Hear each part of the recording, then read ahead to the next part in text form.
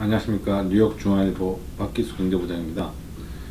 연방준비제도 즉 연준이 14일에 기준금리를 또 한 번 올렸습니다. 지난해 12월에 이어서 올해 3월에도 한 번 올렸고 또 이번에 올리게 됨으로써 분기에 한 번 정도 올리게 된 꼴인데요. 어차피 당초 올해 3번 정도 기준금리 인상하겠다고 밝힌 바가 있기 때문에 올 하반기 중으로, 그러니까 즉 9월이나 12월 정례회의 때 한 번 정도 더 올릴 걸로 예측이 됩니다. 그러니까 뭐 9월에 안 올리게 되면 12월에는 반드시 올릴 가능성이 굉장히 높다고 볼 수 있겠습니다. 뿐만 아니라 어제 그 회의를 마치고 이제 발표한 그 향후 전망에 따르면 내년 2018년과 19년에도 한 번에 뭐 0.25%포인트씩 1년에 한 3차례씩 앞으로도 최소한 2년 동안은 계속 올릴 가능성이 높다고 그렇게 전망을 하고 있습니다. 그래서 FOMC 위원들, 그러니까 연방공개시장위원회 위원들이 내다본 장기 기준금리 전망 수치는 대부분 절반 이상의 위원들이 3% 정도 될 거다. 현재 수준이 지금 이제 어제 올려가지고 기준금리가 1%에서 1.25%인데요. 그러니까 앞으로 한 2% 조금 못되게 장기적으로는 올라갈 거다라고 보시면 되겠습니다. 물론 뭐 그동안에 미국 경제가 많은 변화 가능성이 있기 때문에 그때 사정에 따라서 이 전망은 뭐 수정될 수 있겠지만 어쨌든 현재와 같은 상태를 지속한다면 앞으로 한 2년 후에는 적어도 3% 정도의 기준금리가 형성이 될 걸로 보입니다. 뭐 그렇지만 여전히 금융위기 이전 수준보다 그렇게 높은 편은 아닙니다. 그냥 적당한 수준이라고 연준은 평가를 하고 있는 것 같습니다. 현재 이 올리는 속도가. 근데 이제 이런 뉴스를 보시면 궁금한 게 제가 일전에도 한번 말씀드린 적이 있습니다만, 과연 이 기준금리를 연준에서 올린다는 게 나한테 무슨 상관이 있느냐, 어떻게 영향을 미치느냐, 이렇게 막연하게 이제 그냥 이자율이 좀 올라가지 않겠나 이렇게 생각하실 텐데, 구체적으로 이렇게 따지고 보면 대부분 사람들이 영향을 받습니다.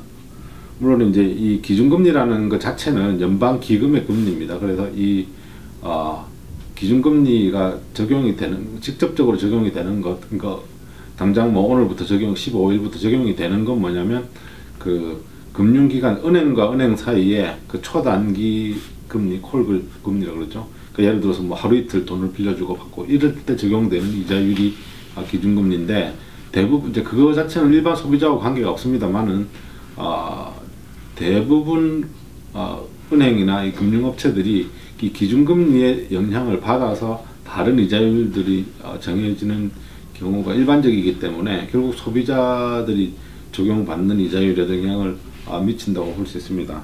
그걸 조금 더 이제 한 가지씩 제가 짚어보자면, 간단하게 기본적으로 이제 일반적으로 시중에서 이 경제 주체들이 영향을 받는 이자율로는 기준금리에 보통 한 3%를 더한 게 프라임 이자율이라는 게 있습니다. 프라임 이자율은 기준금리에 플러스 3%포인트를 하는 건데, 그러니까 기준금리가 1%면 4%가 프라임 이자율이 되겠죠. 이거는 이제 큰 대형은행들이 아주 신용도가 높은 대기업들에게 돈을 빌려줄 때, 융자를 해줄 때 적용을, 아주 우수 고객인 대형 기업에 빌려줄 때 적용되는 이자율이기 때문에 일반 소비자 이자율하고는 또 다릅니다. 그건 이제 그렇지만 어쨌든 그 이자율을 프라임 이자율이라고 부릅니다.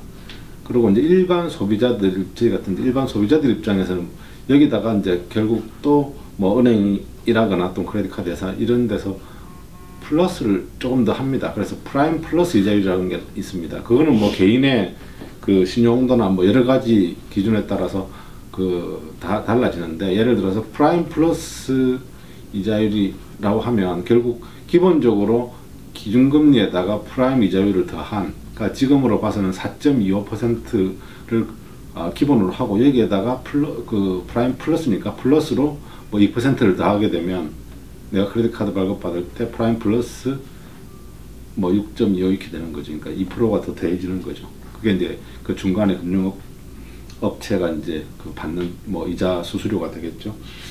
그래서 일단 소비자 입장에서 보면 여러 가지 이자가 적용이 될 텐데, 뭐 대부분 사람들이 제일 궁금해하는 거는, 이제 가장 큰 영향을 받는 거는 집을 가지고 있을 경우, 또 은행 돈을 빌렸을 경우에 이 모기지 이자율이 어떻게 되느냐, 제일 덩치가 큰 거니까.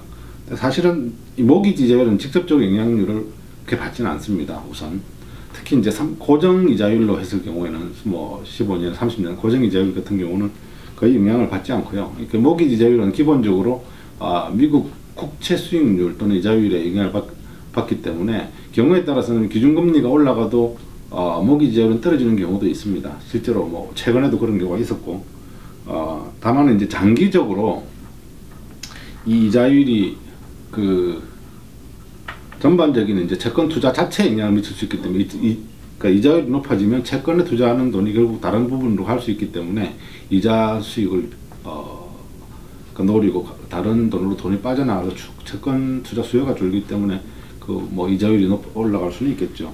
그리고 이제 또 한 가지, 이제 상대적으로 변동 이자율이나 또는 그 헬록이라 그러죠. 그 홈 이퀴티 라인 오브 크레딧 이런 거는 조금 더 이 고정 이자율보다는 영향을 좀 더 많이 받게 되는데, 이제 뭐 기본적으로 이 주택 모기지 이자율 같은 경우는, 모기지 이자율은 영향을 받는 데까지 상당한 이 여러 단계를 거쳐야 되기 때문에 시간이 굉장히 많이 걸린다고 볼 수 있습니다.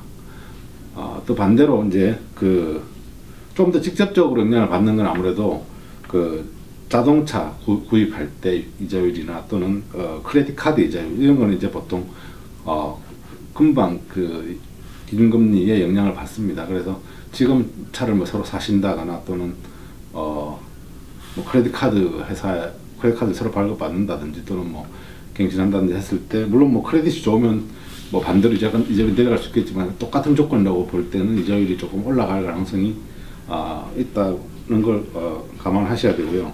학자금 같은 경우는 이제 연방정부 학자금은 직접적으로 영향을 크게 안 받습니다. 단 이제 민간 금융업체를 통해서 이제 학자금 영향을 받을 경우에는 아무래도 이것 또한 영향을 받을 수밖에 없다. 그래서 장기적으로는 어쨌든 이자율이 올라가면은 이런 소비자 금융의 이자율도 영향을 받게 됩니다. 당장 뭐 0.25%가 얼마나 큰 액수일지는, 얼마나 큰 영향을 미칠지는 뭐 개인에 따라 그 빌린 돈의 액수에 따라 달라지겠지만, 어쨌든 부담이 커지는 거는 사실입니다. 단 이런 소비자 금융도 아까 모기지보다는 덜 하겠지만 어느 정도 이것도 시차를 두고 영향을 받으니까 적용이 될 때까지는 조금 시간이 걸립니다.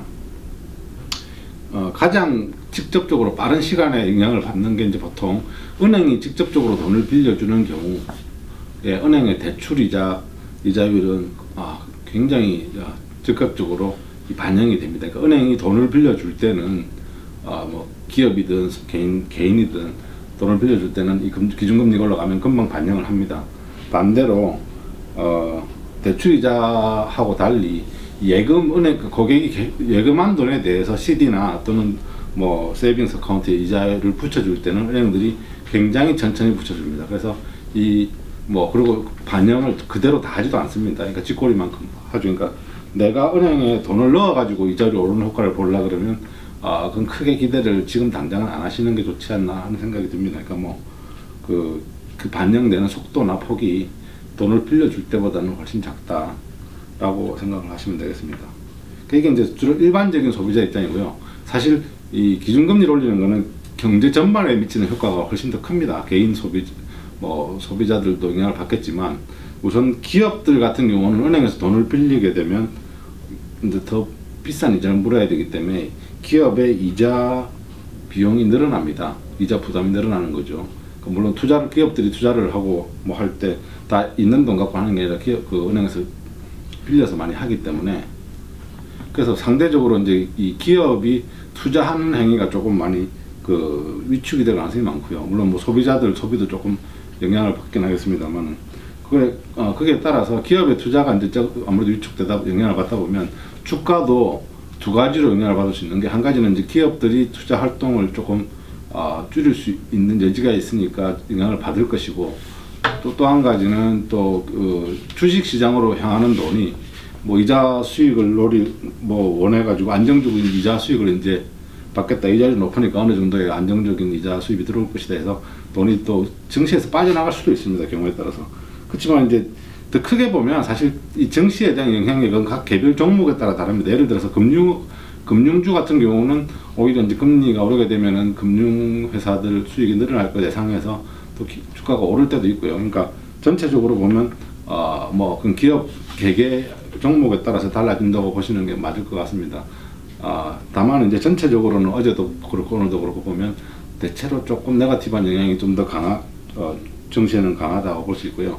가장 큰 영향을 받는 건 사실 투자입니다. 특히 이제 국제적인 투자인데 미국의 금리가 올라가게 되면 해외의 그 개발도상국이나 또는 다른 나라에 있던 투자됐던 자금들이 상당 부분 미국으로 다시 돌아옵니다. 왜냐하면 이자율을 더 주니까. 그래서 미국으로 돈이 더 흘러 들어오는 그런 긍정적인 미국에 있는 사람으로서는 효과가 있겠습니다만은 이제 이게 우리가 피부로 느끼기까지는 상당한 정도의 또 이 시차나 또는 스텝이 있기 때문에 결국 소비자들 입장에서는 시차를 두고 영향을 미치긴 하겠지만 금리가 앞으로 계속 올라갈 것이고 시간이 걸리겠지만 나도 영향을 받을 거기 때문에 어떤 개인 재정 계획 세울 때 이 부분을 좀 염두에 두고 계획을 세우시기를 바랍니다. 감사합니다.